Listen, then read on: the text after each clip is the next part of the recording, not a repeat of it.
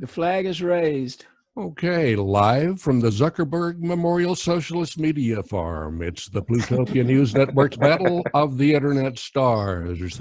Our contestants this time are the pride of North Austin, Maggie Duval, the siren of South Austin, Suzy Shelor, the Baron of Bastrop County, Scoop Sweeney, that's me, and our jovial co-host, John Lebkowsky, plus our special guest, Bijoy Bijoy Goswami, who Go, Swami, has go. a great name, and I can't pronounce it because I'm an idiot. Now, here's the big Lebkowsky. Here I am. And now we are live. Yay. So now that we've talked about everything, what are we going to talk about? Yeah, I know. We had a little trouble getting live. We were trying to go live on Facebook, and that didn't work out for us. So now we're live on YouTube, and we hope that some of our friends from Facebook will show up here on YouTube and join us and chat with us, and let us know what you're thinking.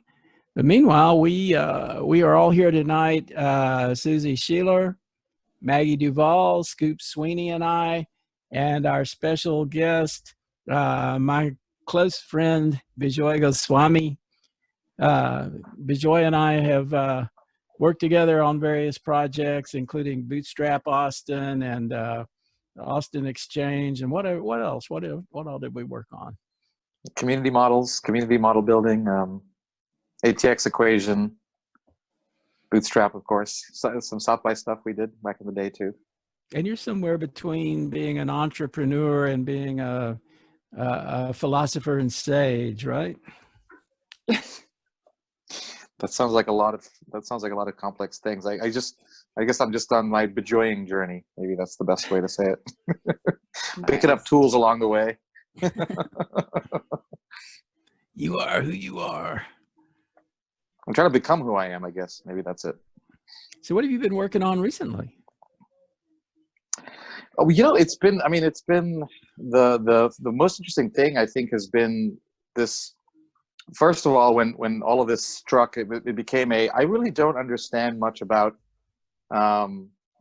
viruses, bacteria, and all of that. It was just a realization that those things were in the background of my awareness. The occasional Ebola news thing. I mean, I grew up in Hong Kong, so SARS was a big event in 2003, but I just realized I just didn't have a very good understanding of that. So it became a deep dive of pandemics and epidemics and the history of plague and bacteria and viruses and going all the way back to the bubonic plague and the Black Death and the Spanish influenza of 1918. Of course, everybody references that now. And a Montreal outbreak of smallpox, and it was just really great to understand. Even things like vaccination or anti-vaccination movements are just as old as vaccinations. I mean, and for various reasons, some very legitimate. So that was just the first part of that, was getting a grounding in what was going on and why I had to take this stuff seriously. Regardless of what everybody else or different people were saying, is like what I had to fix my own mental models around that. And then I think it's been just about other analogs, Chernobyl, World War I and World War II. I mean, Admiral Stockdale, climate change. Well, I mean, no, yeah, climate change.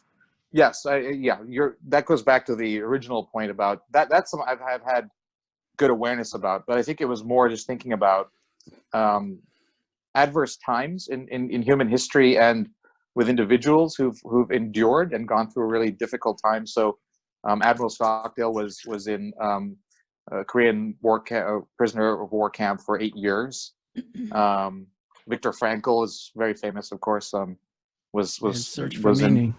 He was in various Nazi concentration camps, and it led me to even like recently just going through World War I, World War II. I mean, just these times of real struggle and in human existence, and then you kind of look back and look at where we are, and you go, we really have it really well. I mean, we have it for all the things that we are legitimately and correctly concerned about and worried about, and all of the things that are truly difficult, and everybody's going through a different level of that difficulty too.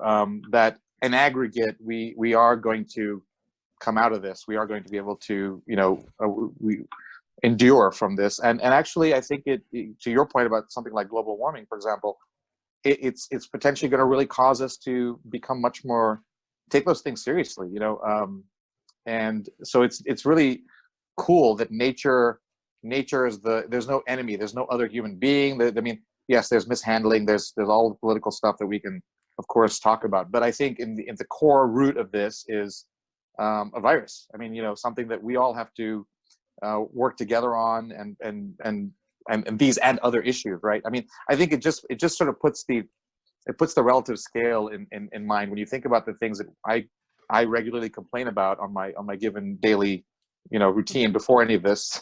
And now I go, well, wait a second, actually I got to eat a meal today. I got to, things that a lot of people don't even get to have guarantees of, right? But then you just kind of go, you begin to appreciate those little things, and then you sort of appreciate that we've got a lot to work on together, and we should really reduce our petty focus and begin to focus on the broader things. So long answer to the question, but I think it just began with realizing I don't have good mental models around just scientifically, around pandemics and all of that, and then moving to kind of the internal model of approaches to life and philosophically speaking. So pandemic those were the two modeling things. is somewhat controversial now, because to an epidemiologist, the models mean one thing, and to the average guy on the street, that meaning is kind of lost on them, and they don't really understand what the models are for. So they misread them, or they complain about them, or they say, oh, well, that model was wrong because we're not as bad off as we were supposed to be. But we're not as bad off as we were supposed to be because we appropriately responded to the model and took action to prevent the worst case from happening. Well, this afternoon I watched the Long Now Foundation's rather lengthy webinar, and they had all sorts of people, futurists on there, talking about what's about the virus and how it's been handled. And Paul Sasso, the futurist, was on there, and he was saying that all of our planning was negated by Plutopians. No. Yes. The great Plutopia revolution. By politicians' bad actions is that how do we inoculate against human folly? And that kind of summarizes the whole problem. And he had a great thing. He talked about Japanese villages have something called tsunami stones, and they're markers that are built, little memorials that mark the high water mark for the worst tsunami that the villages had. And he was talking about two villages. One of them had this one tsunami stone that nothing was allowed to be built below that stone, and they stuck by that. And when the tsunami came, the most recent one, nothing was destroyed except the beach. And this nearby village had 8 tsunami stones from all their various problems with tsunamis, and they had a really good harbor, and they just couldn't afford to ignore it, so they built below the stones, and they of course were wiped out. And that's just a good example of how all your planning can be negated by just bonehead decisions by the people in charge. Well, and I think about too the nature of our society, this need to control that Native Americans have been completely flummoxed by. How can you control nature? So when people would go visit these English gardens being brought over from a more natural setting over here, from what I understand, they were just like taken aback by this need to, with the English gardens, everything's controlled and perfectly laid out and so on and so forth. And with this idea of how disconnected from the natural world we've become, we don't see ourselves within it. We see ourselves as separate from it and masters of it. You're talking about the tsunami stones. From my understanding as well, in Japan, before the Western colonial infiltration happened, there was a way of living with the earthquakes that, you know, because they build with the rice paper houses and all that, you know, the earthquake would come, like the hibachis would get knocked over, you know, the city burns down, but then they build it up again within just like, you know, days, because it's not this, you know, huge controlled massive edifice that, you know. And then the whole idea of like the Ohlone Indians, you know, the big wildfires would come in California, and everybody'd run down to the water. You hang out in the water, you hang out on the beach, and then when it's all done, you go back in, and, you know, it all grows back again. But we're so, it's something I've just been worried about for a really long time. You know, just like Bijoy, you're saying, you know, we've kind of lost this idea that anything can happen to us. You know, we haven't been bombed. You know, we haven't gone through these horrific wars that everywhere else is. And I just finished a book called Crucible about the period between 1917 and 1924. You know, and I'm seeing the similarities in and I just posted on Facebook that when I think that, oh, how can this be happening? My grandfather was at Gallipoli. And it was so devastating. Wow. He never spoke of it again. And we just have been, you know, isolated, and, you know, it feels like we've been so not in anything. So anyway, that's my little, so many thoughts swirling, but. Yeah, that's exactly, yeah, Suzy. Yeah, sure. Oh no, I agree with you on feeling we have become sort of an outside looking in at life. We're not part of nature anymore. We really, but you know, and at the same time, here we are, how many years after the Spanish flu? 100, and we've got this technology. We've got people able to bring us food. We can talk to each other and see each other. I mean, it's sort of a dichotomy, right? Because you've got we've totally screwed nature, and we're going to kill ourselves. But fortunately, we can talk to each other over the internet. Yeah, well, yeah. Go ahead. I'm sorry. No, you're exactly right. I mean, you know, the thing is that we have we've always had this constant journey with nature that we, on the one hand, nature is going to kill you. In the end, I mean, the sun is going to explode in 2.5 billion years or 5 billion years or whatever it is, and that's going to be gone. I mean, Earth's going to be incinerated by that event. So, and nature has rebooted itself in terms of life on this planet. We know at least a couple times.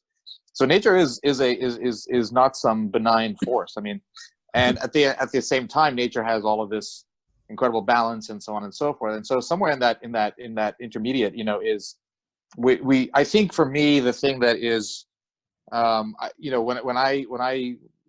when John asked me a question like, what are you working on now? I'm like, I'm working on the exact same thing I always work on, which is mental models and how we arrive at them and how we, you know, how we use them. Right. And so Scoop was saying, how do we catch up the tsunami line? But really, like, I think we need a little bit of empathy for folks, you know, who are not going to necessarily be able to catch up. And I think we need to have empathy for ourselves. I mean, that, you know, there's a lot to take in. There's a lot, I think the world is much more complicated in one way, in that everybody encounters many, many more millions of bits of information and stuff that's incoming than they ever did. I mean, before, even 20, 30 years ago, you had 3 channels. You had the government would tell you something and you follow it. You had, right? Life was much simpler, and because of the internet, because of all that, because of all this information explosion, individuals are just inundated with stuff. And so it's a question of where do I go? How do I find the right models in my head, and where do they come from? And then how do I react and operate in the world, right? And I think that is to me this fundamental challenge around, if someone has a different conception of something, and for example, they don't have the separation that says, I should understand nature regardless of a political discussion, right? Those are separate conversations. Like, it's not my preacher and it's not my politician that's going to tell me how the world works, right? None of those two have any good models that are going to give me anything that are going to tell me how the world works. And that includes whether the earth is warming or the virus or anything that's happening in nature, right?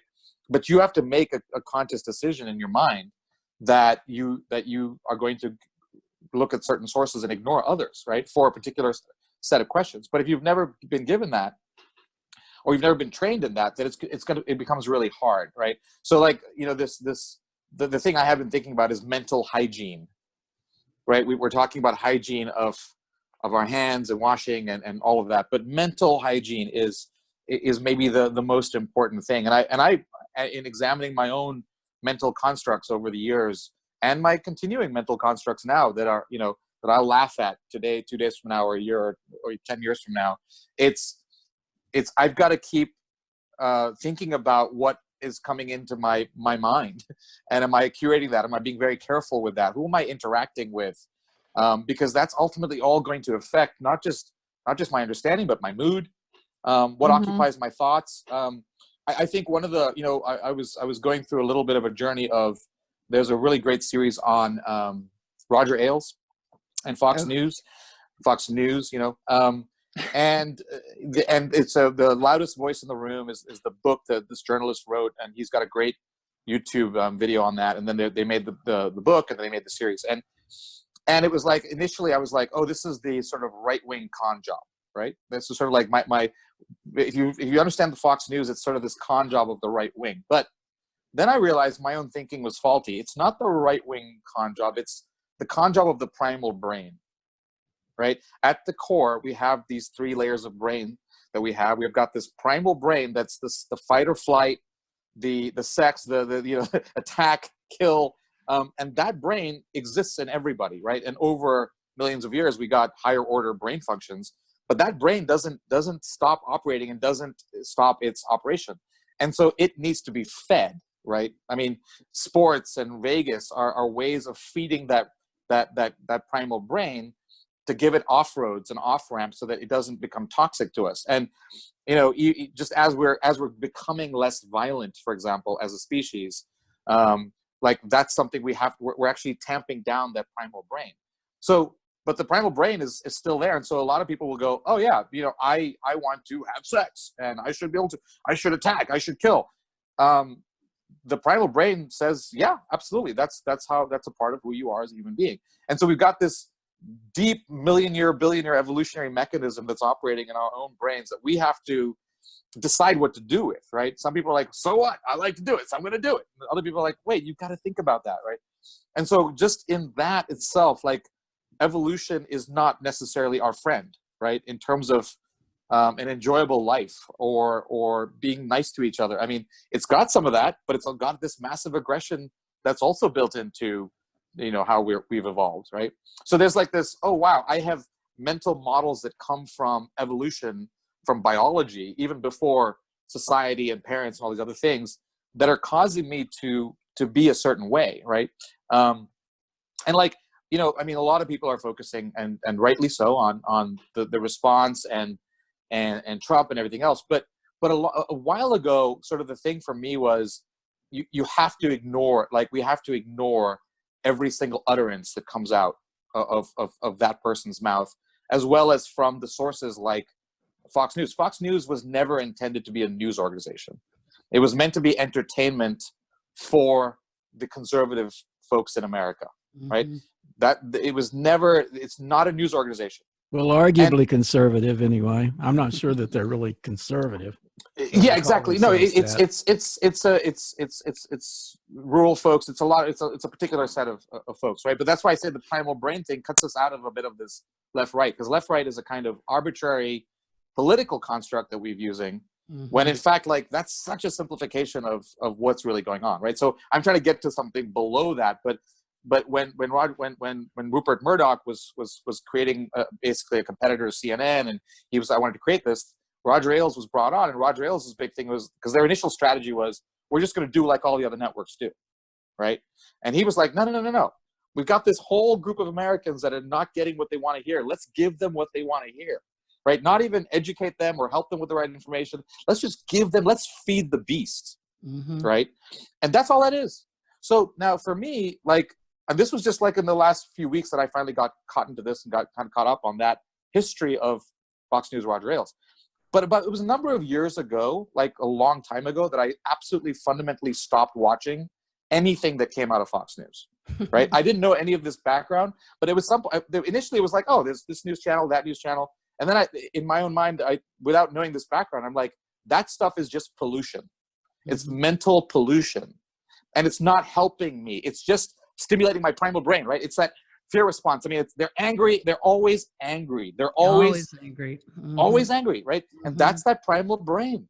That primal brain Well, was only and you know, all cable news is primarily a form of entertainment that exists to sell ads, right?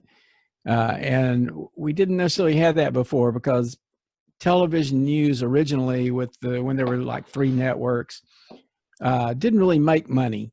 You know, advertising wasn't a big deal on those programs, and they weren't there to make money. It was like, this is something that we should give back. This is something that we should do. We should have these the BBC, news organizations, and it's Walter important to do Cronkite, it. I I mean, there's this whole tension throughout the history of journalism between yellow news, or, you know, tabloid news that is intended to just sell widgets, and news that is like professional journalism that's fact-checked and vetted, and where there is a real attempt to be at least somewhat objective in your reporting. And but that's you don't right. really see that on cable news, regardless of the channel. You know, But you don't see that. But you don't see that on celebrities' Instagram posts. I mean, Goop. Right, I mean, right. give me a freaking break. Like, really, Goop. I mean, is anybody actually going to? Maybe it's just, you know, an entrepreneur using her celebrity and fame and her followership. I mean, people like Woody Harrelson talking about 5G towers causing coronavirus. I mean, but the Did thing you buy is that that vagina scented candle? That's I good. have Yeah. 6. I have 6 of those. Nice. But the thing is that, you know, the inevitable part of this is that, regardless of whether you get into a cable news discussion of the change of news formats, or whether you get into even the old news that you watched wasn't great news. I mean, it was a point of view that was somewhat unbiased, but it was certainly biased in terms of, you got an American bias, or you got whatever bias you got, right? So the cat is out of the bag, whether from the internet or cable news. That information sources coming into us are manifold, right? Like, there's just infinite sources. That's done. There's no getting around that. What has shifted is now the individual has to take responsibility, right, for their own internal landscape, what comes in, who they hang out with, what kinds of things are going on, and that's the shift, right? So the shift is, you got to take responsibility for what comes into your brain. You got to take responsibility for your mental models. You got to take responsibility whether you watch a cable channel or some stupid Instagram thing. Or so, I mean, to me, like the broader trend. I mean, back about 7 years ago, I talked about something called, you know, entrepreneur porn, and it came out of an interview I was doing with Susan Leahy for Silicon Hills, and we were just talking about entrepreneurship. And I was like, you know, what's happening is we're getting this pornification of entrepreneurship. It's not real. Like, entrepreneurship is hard. You're mostly going to fail. It's going to be tough. And what we're getting is some glamorization of the entrepreneur as some kind of new hero. And I don't believe the entrepreneur is a freaking hero. I think the entrepreneur is a person who has to go do what they want to do. They're a person just like anybody else who's going to carve out a path. And so in that, what I've seen is the pornification of everything, right? In the last 7 years, not only has entrepreneurship become porn, and we've seen that by all of our own stuff in Austin and around the world, but everything's porn. And the difference to me is, back then when you watched porn, you knew it was porn, and you didn't think, you're like, that's porn. I mean, that's not real life. That's porn. I mean, it's interesting. It's weird. But I'm not going to come back and go, honey, let's right. They're called actors, right? And the problem is, we're like, everything we're consuming, but we knew the difference between porn and something that was real. And today people consume porn like it's real, whether it's Instagram porn or cable news porn or whatever porn. And so that's, to me, the one of the things that we're getting really, you know, we're being highlighted with, and that's not just with this coronavirus, but in general, it's, you know, you either go back to some kind of authoritarian structure where the benevolent people that know are going to do the good monarch or the great king or the whatever is going to do the all-knowing thing, or we accept our current reality and we go, no, it's the individual human being that has to catch up. right? They have to catch up to the modern, complex world that we live in. And we've got to actually enjoy life. Like, the other piece of this thing that I think, like, why I don't spend a lot of time, especially when I think most of these left-right arguments are just, I'm not going to necessarily convince that person, right? Unless we have a more nuanced conversation. I'm not going to spend a lot of time with that. And the reason is because it pollutes my happiness. It pollutes the actual enjoyment of my daily routine. It sucks right? your energy. Yeah. Exactly. Yeah. Exactly. And so when someone is hitting that primal brain button, and then I'm getting sucked into that stupid conversation, and they win. They're like, I got your attention, didn't I? You lose, right? I'm like, no, you didn't, because I'm not watching your stupid briefings every day. We don't need to watch a political showpiece every day. Sideshow, right? I don't need that, right? So it's coming back to this. It's like, a friend that was a friend of ours, that at least John and I are friends, who's recently made a post. He said, I unfriended a few people because they were just basically spewing, blowing right? smoke. Yeah. Blowing smoke. And I'm like, yeah, I don't unfriend people in general. I try not to unfriend people, but I've certainly been unfollowing a ton of people for years. Yes. If you're going to spew, then good luck. Like, spew to your own echo chamber, but I don't need that in my world, right? So I think that's the part that we are being really confronted with, is looking at ourselves and going, I'm in charge of my show, and I mean, Plutopia, the last conversation we had was, what does Plutopia mean? And I didn't all these years, I didn't even know what Plutopia meant. And then you explained it to me, you and Scoop explained it to me, and I was like, oh, here we go, right? We're building our own worlds, right? So love to get your thoughts and reactions on that. But, that's where I've come to with a lot of these things, is I'm going to live and die in a short segment of time, right? It's I mean, I'm turning 47 tomorrow, and hopefully I'll have a long journey ahead. But even if I can expect the longest time, it's not going to be long enough. And what is that experience of my life going to be? What quality of experience am I going to have on a daily basis, on a weekly, yearly basis, on a minute by minute basis? And I think that's what's so cool about this. You're forced to be in this compressed spot, all of us. I mean, Maggie, you were saying, and Suzy, you were saying how you're like, this is easy. I've been doing this since I was a kid. But for most people, they've had constant distractions. Exactly. I'm bored. I'm going to swipe right and go for some sex tonight. Like, I'm bored. Yeah. And now you have to really sit there with your own thoughts. You have to sit there with your own stuff and confront it. And I think that's a lot of what people have been avoiding, that for various reasons you guys have been doing in your own way, that people need to really do, Well, and having all that stuff, all that distraction, like you're talking about, my daughter and I were just talking last night about the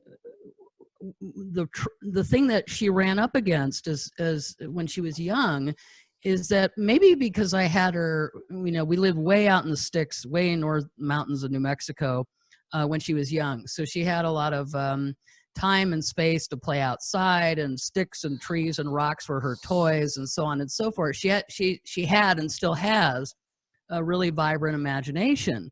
And when we moved to Austin, trying to connect her in, because she had a little bit of, everybody's talking about, homeschool socialization, that it can be an issue. And it was to a certain degree. So I'd try to connect her in with friends.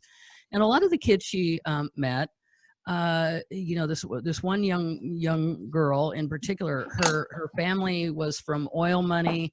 She was given everything. She had like, a kid's dream of like dresses and toys and dolls and everything. And when my daughter went over there, she wanted to play make-believe games, right? Let's play space people or whatever, and this girl was like, no, I'm bored. I want to play a game, like she lost interest within seconds, and it was just disheartening, because there was just no, no investigation of, oh, the Olones. All right. Awesome. Right on. It's for my undergrad. I keep all my books, but I just wanted to show you that. But anyway, so yeah. Excellent. That's very cool.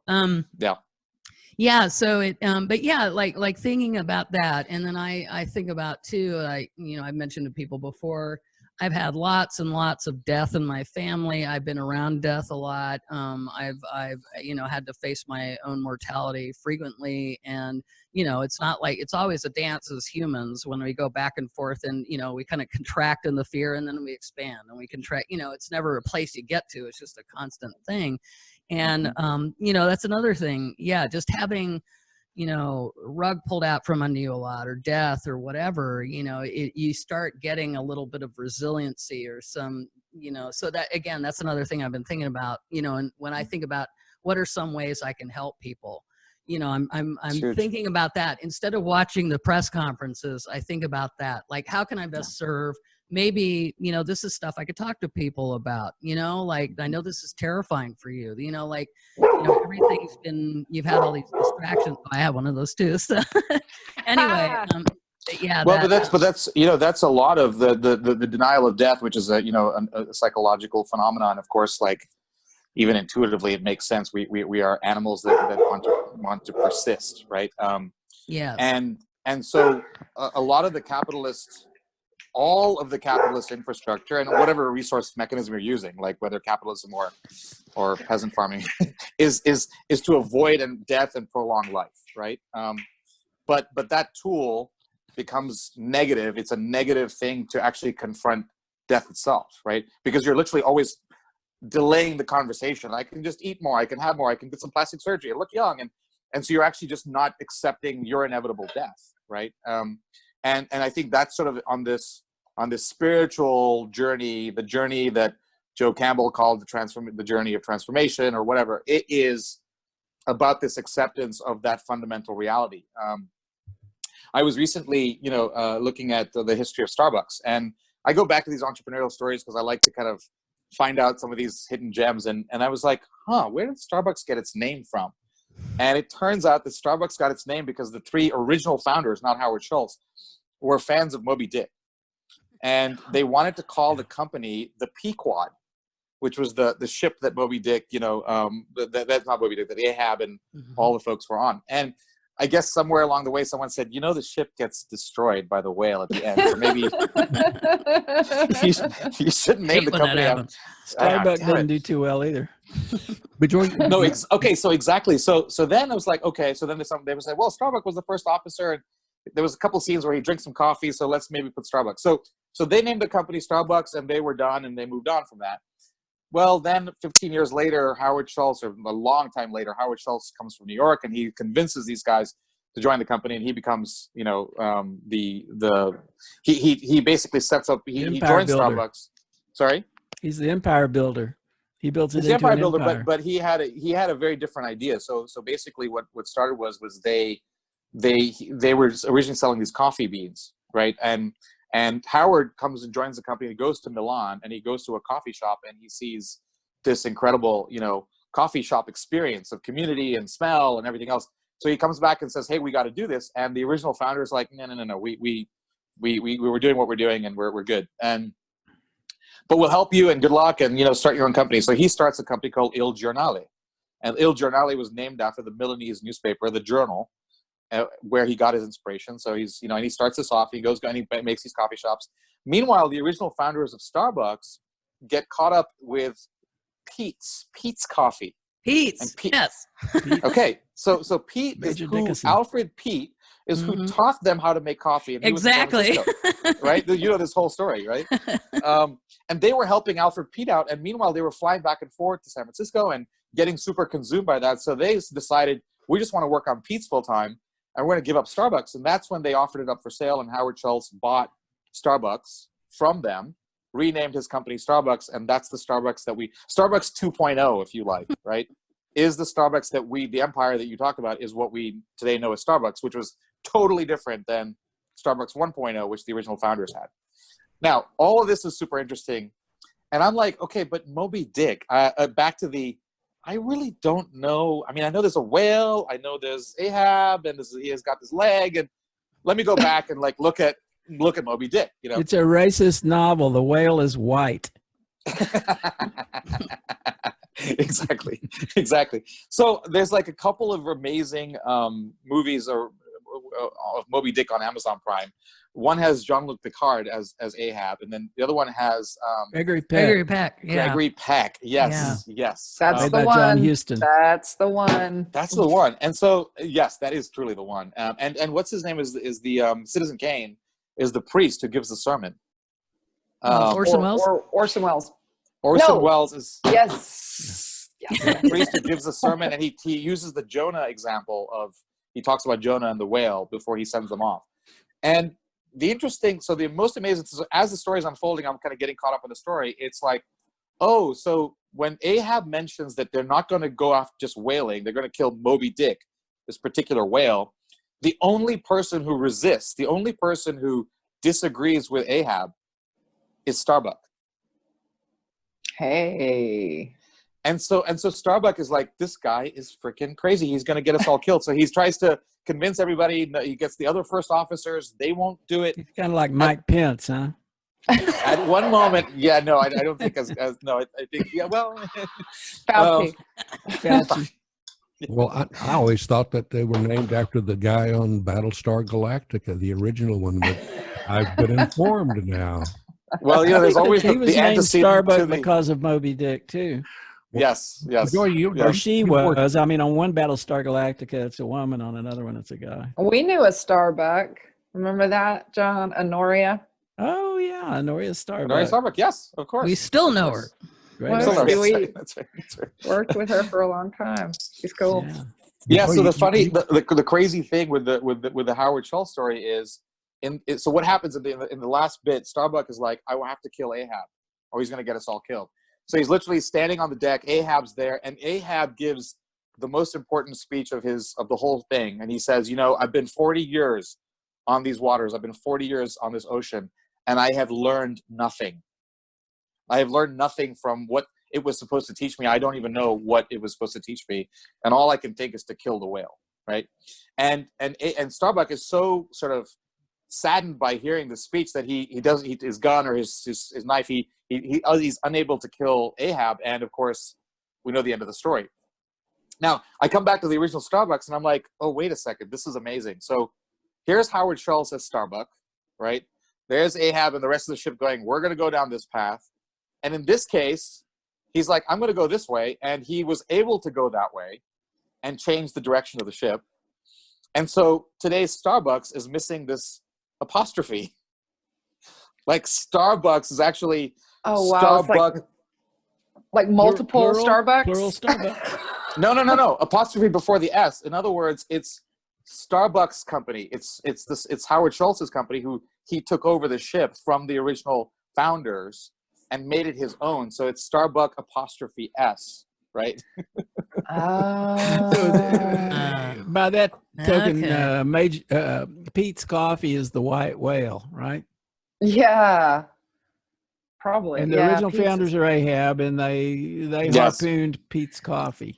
Okay, Yes. so Yeah, in this I got it. vein, so in this vein, I've been asking my friends this a lot. We're trying to figure it out. If Donald Trump is the Antichrist,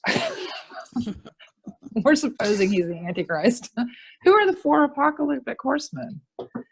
Are they from the world, or they could just be American, like Mitch McConnell? Is he one, or is Kim Jong-un one? No You know what I idea. mean? Like, Well, in where? this case, it would be like the four horses' asses of the apocalypse. See, for me, Donald Trump is Ahab. Okay, yeah, It's a better Well, yeah. metaphor than because the Christian metaphor is so caught up in all of these things. Right. But it's and in general, Donald Trump represents and is part of the American psyche and the American journey.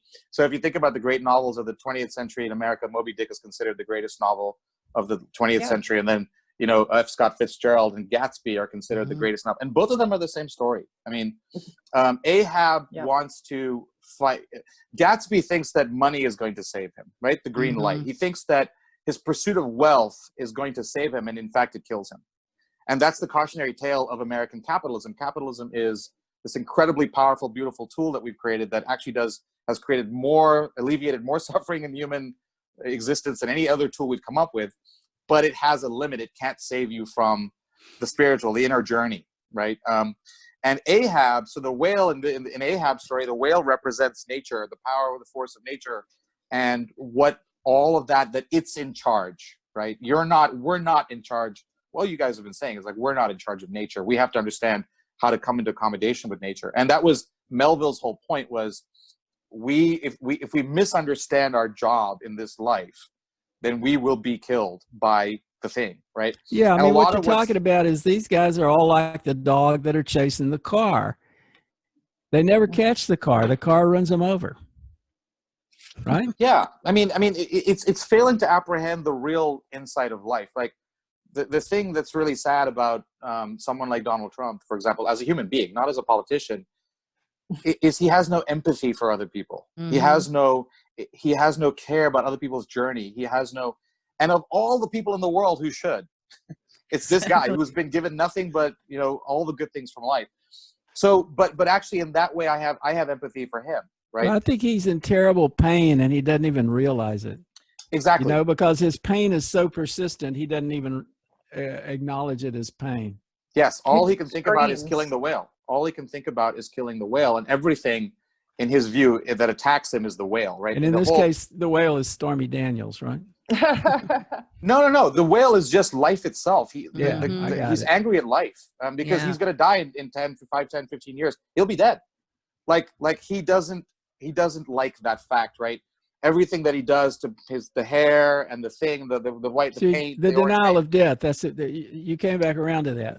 And that's America's big lesson here. Like, America, you're not going to freaking kill death, dude. Mhm. Like, we're not going to kill death. We are all going to die. Like, whether it's from coronavirus or cancer or old age or whatever, we are going to die. Like, that's a beautiful fact of life, and it's a terrible, awesome, horrible, but beautiful, profound fact of life. And within that constraint, we got to decide how we want to live the short amount of time we have, right? And I think that's where America is being given a lesson in terms of some of this stuff around going, we're not going to conquer death. We're not going to more stuff is not going to make us happier. And we have these stories that come from the past that are already in the American canon. They're already the reminders of we should focus on certain other things rather than just one thing, right? And so the country is going through its own catharsis. It's going through its own journey to confront its own mental models, its own false idols around what it thinks. The shallow self, the overindulgence of capitalism. I mean, all these things are being confronted. And again, not everybody's going to take the opportunity. Some people are just going to be annoyed and bray on about how this is. Other people are going to take the opportunity to actually do some self-reflection and do some work. This gets to the crucial problem that you and I both have, which is in the middle of a pandemic like this, how the hell are we going to get a birthday cake? Amazon. Hey, I didn't get mine either, so there you go. Yeah, I was excited this year because, at first I was excited, not really, but when South by was canceled, not the horrible thing, because finally I was going to get a birthday because mine comes right in the middle of it. Right, nice. But then it was like you couldn't go anywhere. Nobody. It's like don't finally. No, okay. You're like, wait a second. Yeah. But I was just thinking about the when you were talking about Fox News being entertainment and Trump railing against, it's almost like the injustices of life. He's the poster child for the railing against the injustices of life. Yes. And in my mind, it started happening with and there was a movie made about it, and the name escapes me, but it was something like Fox News brainwashed my father or something like that. Yes. Yeah. That's right. And how her dad had been a sort of reasonable human being until he had to drive long hours back and forth to his job, and he started listening to Limbaugh. And actually, that was another person in that same documentary, but he had the same. Gotcha. Yeah. But exactly right. They started just putting this crap into their brain. Yeah. Yeah, because that's when I started. I remember paying attention when he started emerging, and it's like, why? Wait a minute. Okay, I'm confused about something here. When I was growing up, I'm old enough to be connected to, like my dad growing up in the Depression and blah, blah. So, the early part of my life was, like the real, like you make do with what you got, and strength and resilience and that pioneer attitude of, you know, blah, blah. And then all of a sudden I started hearing men, American men, whining and complaining about all these injustices being you know, like Yes. laid upon them. And then it's like, oh wait, that's Limbaugh talking. And so Yes. and then now Yes. it's like, so yeah, it's like there's these two worlds existing simultaneous to one another that I'm seeing now. It's like, you know, people going like, this is not fair that this is happening. This is not fair. It was like, what? And then there's the other side that is, you know, like, wow, this, you know, like you're saying, a lot of people are saying, I'm having time to reflect. Like I'm finding the deeper meaning in this. I'm seeing that there's more to life that, you know, and it's kind of interesting seeing these two realities, you know, like overlapping at the same time. The white male, I mean, and the problem is that the white male, you know, the male in general, obviously, you know, the history of males running stuff, but the white male in general and specifically has a real mental pollution that's sort of like talking about that they have been told a certain false narrative, right? And for a long time that false narrative was actually true in the sense that they'd walk around and everybody listened to them and they could have their way with people and women and whatever, and all of that was like, this is awesome, like I'm the king of this whole thing. And the actual egalitarian, the more egalitarian our society has gotten, the more everybody has to work for whatever they got. What's happened is that they've got caught in this horrible shearing of their what they were told life was about and how they were supposed to, right? And then what life is, which is actually just, it's actually really great when you have to work for your stuff and you don't just force your way through stuff. But because of that, there's a guy named Jordan Peterson. I don't know if you've heard about this. I know the name. This crazy dude. But all of his followers are most of his followers are white males, and they're looking for daddy. They're looking for an answer. They're looking for, and this guy was like, I'm going to provide that, and so that's where most of this conversation is happening. There's a reason that, you know, even the last election was, to me, like white males misbehaving and the women who enabled them, including Hillary, including Hillary. Yeah, and right, and so there's this thing of the reckoning that's happening there within that construct. Is if you're, I consider myself the most privileged person I know. Okay, I mean I don't know how you just determine that on what hierarchy, but personally I realize the parents I had. I grew up in 3 countries. I went to an international school.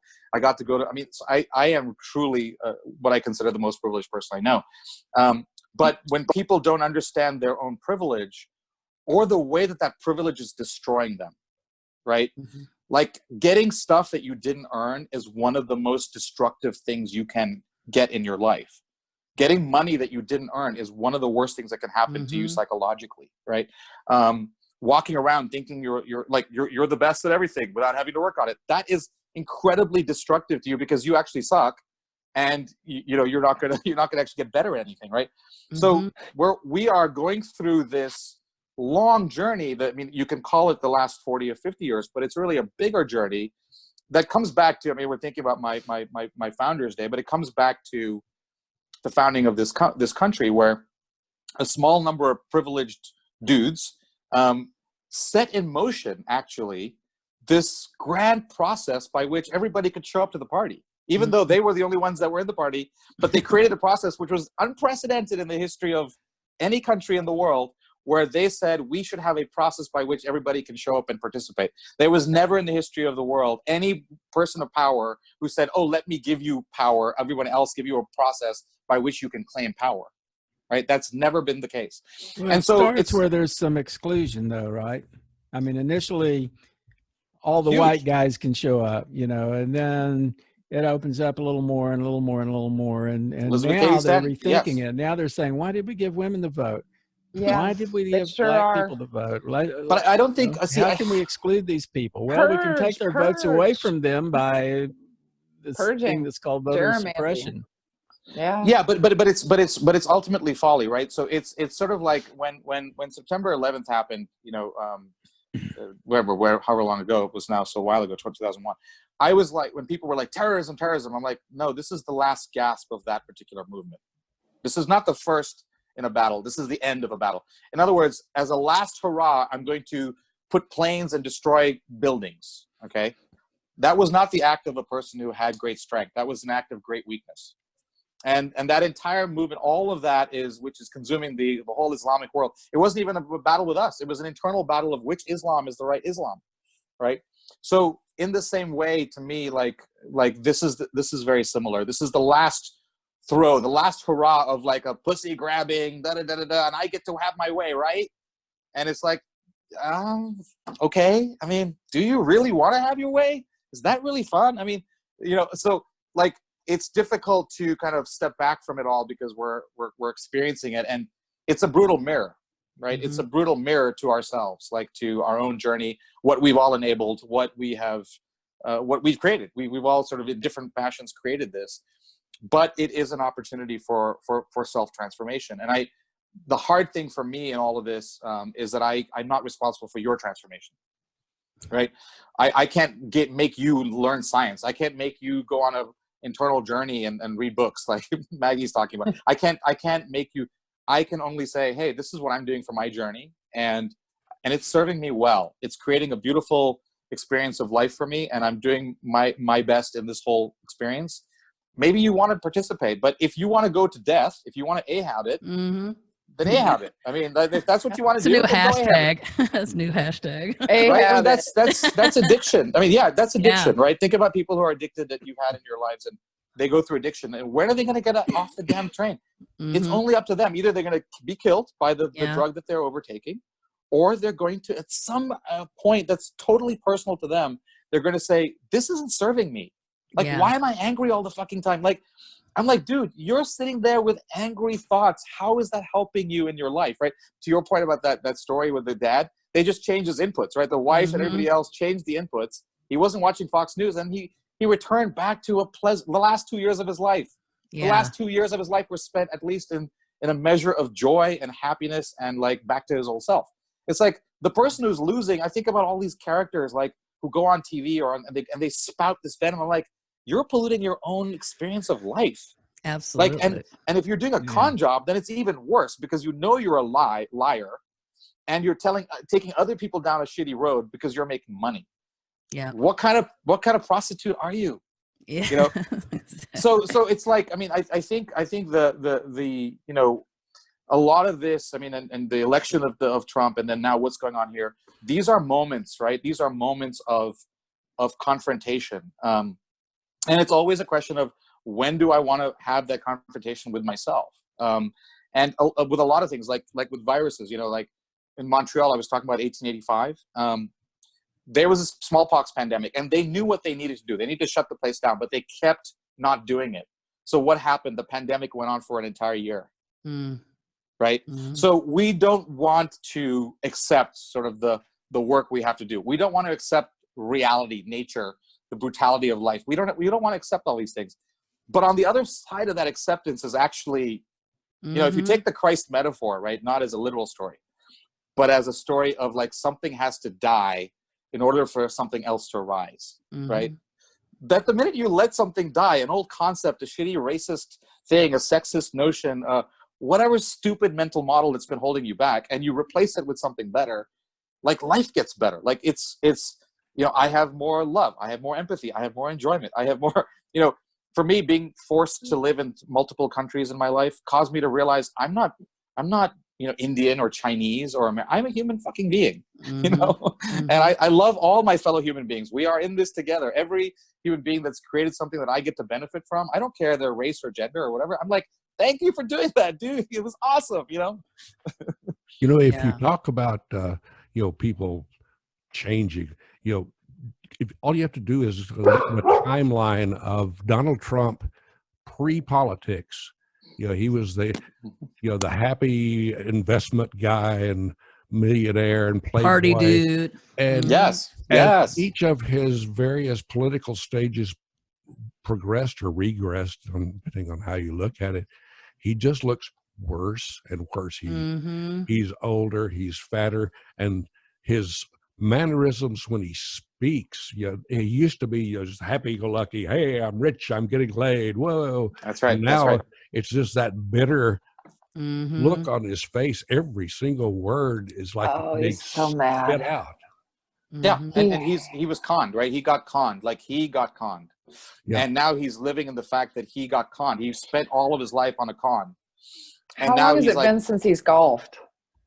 I mean, that's what he thought he was going to be able to do, right? And then this came along, and now he's actually stuck in there, and he has to do something. So he can't have his rallies. Yeah, He he was can't play taking out on the golf. golf ball. Now he's taking it out on us. He's going nuts. He is going nuts. yeah, but I think the fixation, I mean, to me, like, of course, we've spent a good deal of time, and again, he sort of, in my mind, he wins when we do that. But I think in terms of he is just a symptom of a larger issue. 54% of white women voted for Donald Trump. Mm-hmm. Okay, Mm-hmm. so what's going on there? And we know the arrangement that's going on there between women who make arrangements with men and money for sex. I mean, that is a real thing, right? Mm-hmm. So it's a self-reflective moment. I think the thing so back to Moby Dick, it's so cool. Ahab puts this doubloon, this Spanish gold coin. He puts it on the mast, and he says the first person to spot Moby Dick will get this doubloon. And as the days and months, weeks go by, and they don't see Moby Dick, like everyone looks at that gold disc, and they see themselves. They see their own life. They see their own journey. They see who they really are.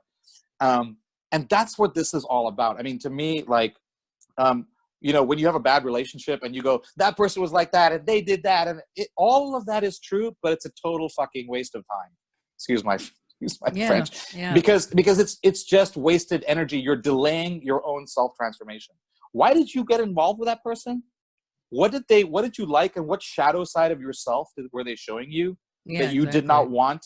And then you can tell them that they were the asshole. No, you're the asshole, right? I'm the asshole. I mean, right? I'm the asshole. What was it for me? And if I don't go and work on that with that person or after that relationship, guess what? I'm going to recreate it again. Mm-hmm. And again and again and again. And that's just karma. That's just the structure of the universe. It was going to give you back the reflection 5, 10, 100 times more than the last time. And so you did all this work. You got into this relationship. You lived together. You did all this thing. For what? For your personal transformation. And then you squandered it. At the moment you should have really said, it's me. I got to change. You went, no, it's you. And I hate you. Well, Right? that's why I'd like to say that it feels like the universe loves us so much. It gives us those opportunities where, it's like, I'll just give you the rake on the forehead for the 50th time if you want to do it. And I physically, I've told people before, when I went through my divorce, it was a really bad time in my life right after my mom died. And I spent a lot of time just so bitter and angry, like, how could you do this to me? Blah, blah, blah. And then I really did have a moment where I thought, I could actually feel the energy hemorrhaging through my belly. It's like I was like hemorrhaging all this energy. And I was like, at the same time, I was eating myself alive. I'm like, why am I doing that? It's not affecting him. It's not doing anything to him. Right. And so then I remember the night I sat there and I made the decision. I'm just letting it go. Because this is serving no one. And, and I knew that, okay, there's some reason I got connected in with this person. So what do I have to figure out? And I brought that into every relationship. I haven't had a lot of them since then. Sure. But it is I truly believe that, everybody being a mirror to the experience, right? And that's what I think about a lot is the gratitude I feel, because I've gone through some experiences this last year before COVID even hit that has allowed me for the first time in my life to lay down any identity I had before. I'm not my parents' daughter. I'm not. I don't have to play those roles anymore. I was like, oh wait, what is life like when I don't have to do that shit anymore? I don't have to fulfill these obligations. I can have fun. I can do shit I've always wanted to do, So, I totally believe that. And one other thought I had about the United States is that, when we just step back for a minute, we're an incredibly young country. We're like a teenager, and it feels like the teenager just like feeling all these, precocious teenager. Yeah, precocious teenager. Trauma. Yeah. The whole, the depression and the rage, and then the we, and then all the things. It's like we're all like, Hey, I just flashed the Plutopia logo because we're about at an hour. All right. Right on. Good, because my So- battery's dying. Perfect timing. Yeah, I think Maggie, just to cap that off, it's you're in charge, right? I mean, the awesome responsibility when you realize you are in charge.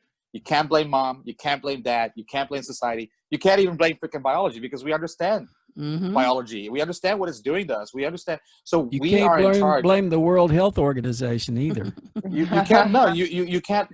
And I think that's the part that we have to get really good with our own mental hygiene, is stop, spewing out, and even rightly so. I understand the issues around all the things we're talking about. I get all that stuff, but it's dead energy. Like, it's not going to help to spend yet another conversation explaining something we all fucking understand, which is like Donald Trump's an idiot. Like, we don't need to do that. Like, we need to move on from these topics.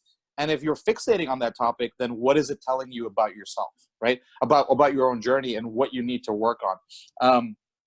I remember, this is an interesting story that's coming to mind. I was in my freshman dorm, and someone put up a joke on the dorm. It's like, heaven is where the French are the chefs, the Italians are the lovers, the British are the police, and the Germans are the engineers. And hell is where, the French are it's all opposite, right? The Germans are the lovers, and the French are the British are the chefs, and it The works Germans perfectly. are the UK is the chef. The UK is the chef, the Germans the lover, the Italians are the cops, or whatever. It was just really funny. And so at the end of this thing, I mean, we had a dorm meeting, and this African American lady piped up, and she's like, I was offended. And I said, okay, well, why were you offended? Well, black people were not mentioned in this joke.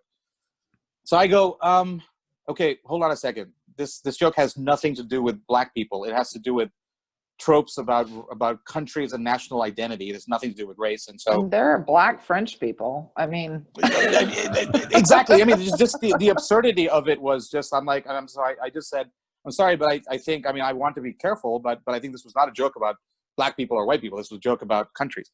So anyway, so later on, this friend, she calls me to her room, and she says, you should not disagree with me in front of them. And I go, them? Who's them? She's like, white people. White people. You should not disagree with me. We are the same, and we should not. And I'm like, lady, friend, you don't understand who the hell I am. And you just showed me that you and I have nothing to say to each other. yeah, Right. yeah. Because you have circumscribed the world in such a way that your world is so fucking small that all you can think about is a race conversation.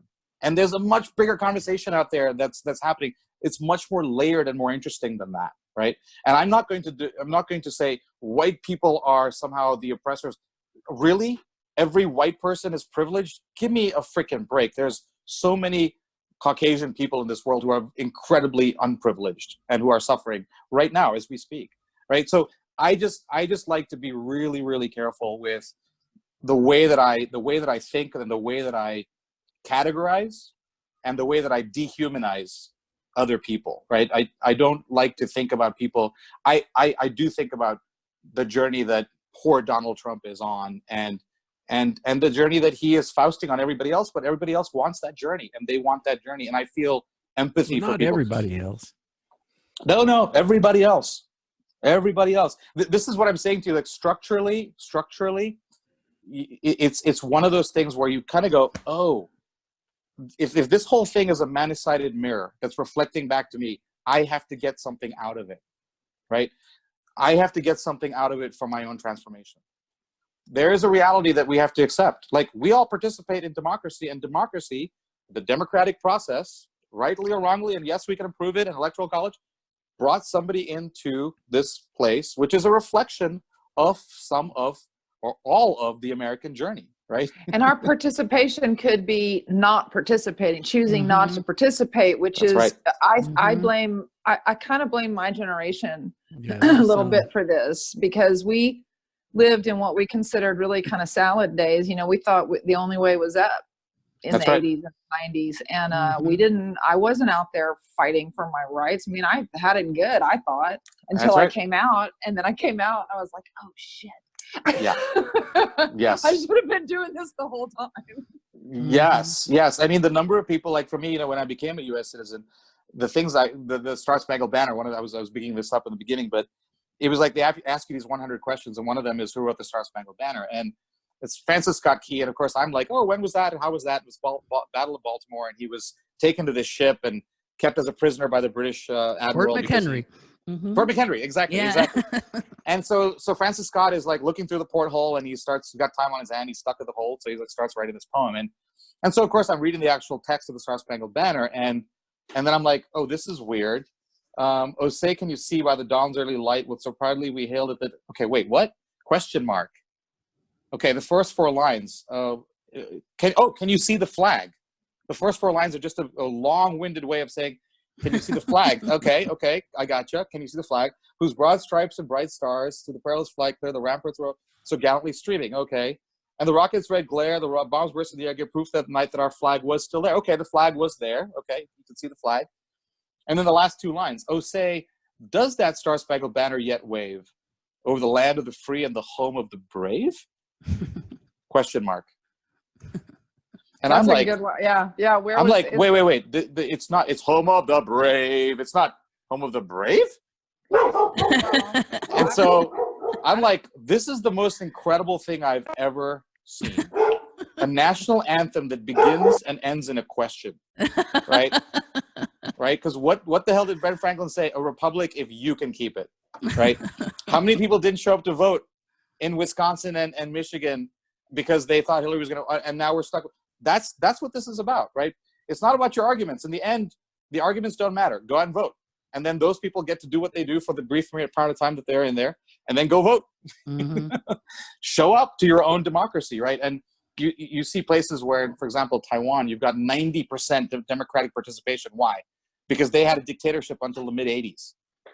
They understand they have direct experience of what it's like to live under a dictatorship. Americans, how many Americans show up to vote? Yeah, and all those years in the 80s and 90s, it actually does work, because what the folks in the quote unquote moral majority did was they knew that they had to take races in local government and school boards, and so they've been slowly building it up, and that's why they've been able to do all that they've done. And so it does work, right? It's just you have to participate. And and I think it's great too that the Star Spangled Banner, the tune is from an old English drinking song. Yes. Well, I'm playing that is awesome. the company tune right now, as we need to probably exit out of the room. Well, thank you guys so much. It was really fun. Thank you. Yeah, it was a great time. Here for how long have we been here? 69 About an hour minutes. and a half. What? Wow. Well, we've been 69 minutes streaming. Okay. Longer than that, and it's been great. And Bijoy, it's always, you're a wonder to behold, sir. Happy birthday. Happy Thank you. Happy birthday. birthday. Thank you so much. And Maggie, happy late belated birthday to you. Oh, thank you. Yeah. Thank you. Yes, And we and hope thanks for you'll all your rejoin wisdom. us in the future. Yes, I look forward to it. Thank you for having me. Excellent. Bye, Okay, y'all. bye all. Bye. See ya. Bye. Have a good one. Ciao.